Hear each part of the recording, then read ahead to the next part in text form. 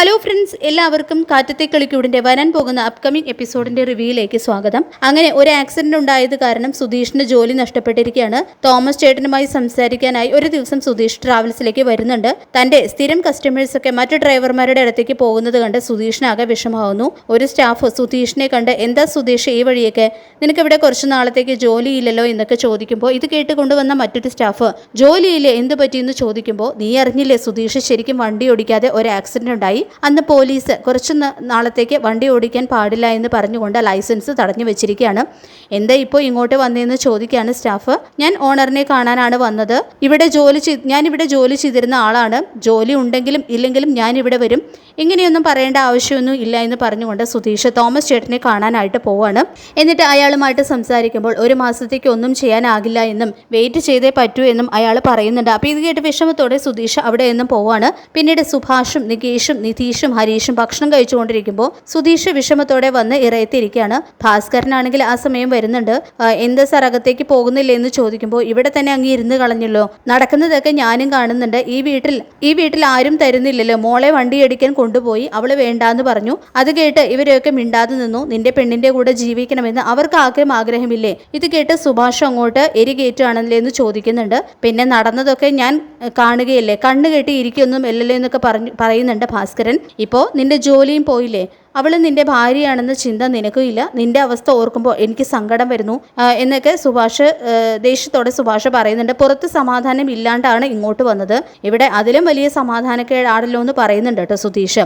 ഏറ്റവും അവസാനം എന്നെ ഒഴിവാക്കിയതുപോലെ നിന്നെയും ഒഴിവാക്കുമെന്ന് പറയുന്നുണ്ട് ഭാസ്കരൻ. ഞാൻ ഈ സൈഡിൽ കട്ടിലിട്ട് കിടക്കുന്നത് പോലെ നീ അപ്പുറത്തെ സൈഡിൽ കട്ടിലിട്ട് കിടക്കും, ഫിനിഷ്. പെണ്ണുങ്ങൾ വാഴാത്ത വീടാണെന്ന് നാട്ടുകാർ പറഞ്ഞ് അവസാനം ഒരു പെണ്ണ് വന്നപ്പോൾ അവർക്ക് സന്തോഷം താങ്ങാൻ വയ്യ. ഇതൊക്കെ കേട്ട് ദേഷ്യം വരുന്ന സുധീഷാണെങ്കിൽ അകത്തേക്ക് നോക്കുമ്പോൾ എല്ലാവരും സന്തോഷത്തോടെ ഭക്ഷണം കഴിച്ചുകൊണ്ടിരിക്കുകയാണ്. ഇത് കണ്ട് ദേഷ്യത്തോടെ സുധീഷ് അവിടെ നിന്ന് പോവാണ്. എന്നിട്ട് മദ്യപിക്കുന്നുണ്ട്. അപ്പോൾ തോമസ് ചേട്ടനും ഉണ്ടായിരുന്നു അവിടെ വെച്ച് സുധീഷ് മദ്യപിച്ച് താൻ അനുഭവിക്കുന്ന വിഷമങ്ങൾ പറയുമ്പോൾ അയാളെ ആശ്വസിപ്പിക്കുന്നുണ്ട്. നിധി, ഞങ്ങൾ തമ്മിലുള്ള കല്യാണം ഒരു കല്യാണമായിട്ട് കണ്ടിട്ടില്ലെന്നും ഞാനിത് എൻ്റെ കല്യാണമായിട്ട് കണ്ടതെന്നും പോലീസ് സ്റ്റേഷനിൽ വെച്ചുണ്ടായത് ഒരു കള്ള കല്യാണമായിരുന്നു എന്നും അയാൾ തുറന്നു പറയുന്നുണ്ട് സുധീഷ്. നിധിക്ക് അവരുടെ വീട്ടുകാർ നിശ്ചയിച്ച കല്യാണം ഇഷ്ടമായിരുന്നില്ല എന്നും അവൾ ആ കല്യാണത്തിൽ നിന്നും രക്ഷപ്പെടാൻ എന്നോട് സഹായം അഭ്യർത്ഥിക്കുകയും അങ്ങനെ ഉണ്ടായ കാര്യങ്ങളൊക്കെ സുധീഷ് പറയുന്നുണ്ട്. അവളോട് അടുക്കാൻ ശ്രമിക്കുമ്പോൾ എന്തെങ്കിലും ഉണ്ടാകുകയും പിന്നീട് ഒരുപാട് അകലുകയും ചെയ്യും എന്നെല്ലാം പറയുമ്പോൾ, എടാ നീ എന്തായാലും ഒരു കല്യാണം കഴിച്ചു, അവളുടെ ഭർത്താവായിട്ട് ഇനി ഇത് ജീവിക്കണമെന്നെല്ലാം പറഞ്ഞു കൊടുക്കുന്നുണ്ട് കേട്ടോ തോമസ് ചേട്ടൻ.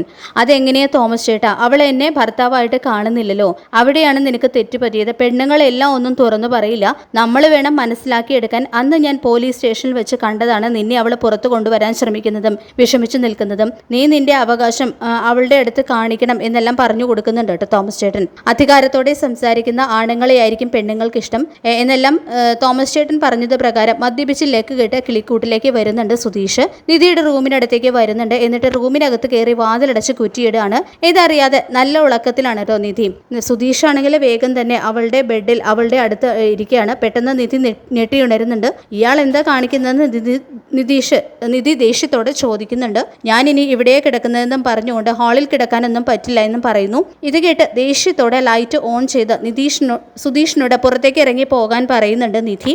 പറ്റില്ല, ഞാനിവിടെ തന്നെ കിടക്കും, ഭാര്യയുടെ ഒപ്പമല്ലേ ഭർത്താവ് കിടക്കേണ്ടത്, ഞാൻ പോകില്ല എന്ന് തന്നെ തീർത്ത് പറയാണ് കേട്ടോ സുധീഷ് ചെയ്യുന്നത്.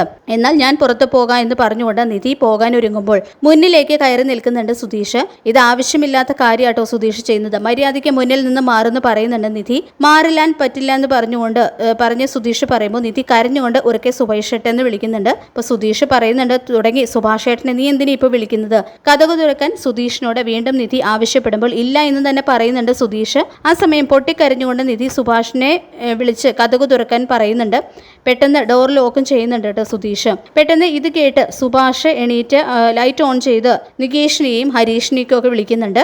അവർ വേഗം വാതിലിനടുത്തേക്ക് വരുന്നുണ്ട്. നിധിയാണെങ്കിൽ പൊട്ടിക്കരഞ്ഞുകൊണ്ട് സുഭാഷ് ഏട്ടൻ എനിക്ക് പേടിയാവുന്നു, സുധീഷ് വാതിലകത്ത് നിന്ന് പൂട്ടിയിട്ടിരിക്കുകയാണെന്നൊക്കെ വിളിച്ച് പറയുന്നുണ്ട്. ആ സമയം ഡോർ ഉച്ചത്തിൽ തട്ടി, സുധീഷ് നീ അകത്ത് എന്ത് ചെയ്യാ, വാതിൽ തുറക്കുന്നു പറയുന്നുണ്ട് കേട്ടോ സുഭാഷ്. ഹരീഷും നികേഷും ഉച്ചത്തിൽ തട്ടിക്കൊണ്ട് കൊണ്ട് തന്നെ വാതിൽ തുറക്കാനും പറയുന്നു. ഇവിടുത്തെ കാര്യമൊക്കെ ഞാൻ നോക്കിക്കോളാം, നിങ്ങൾ പോയി കിടന്ന് ഉറങ്ങുന്നു പറയുന്നുണ്ട് സുധീഷ്.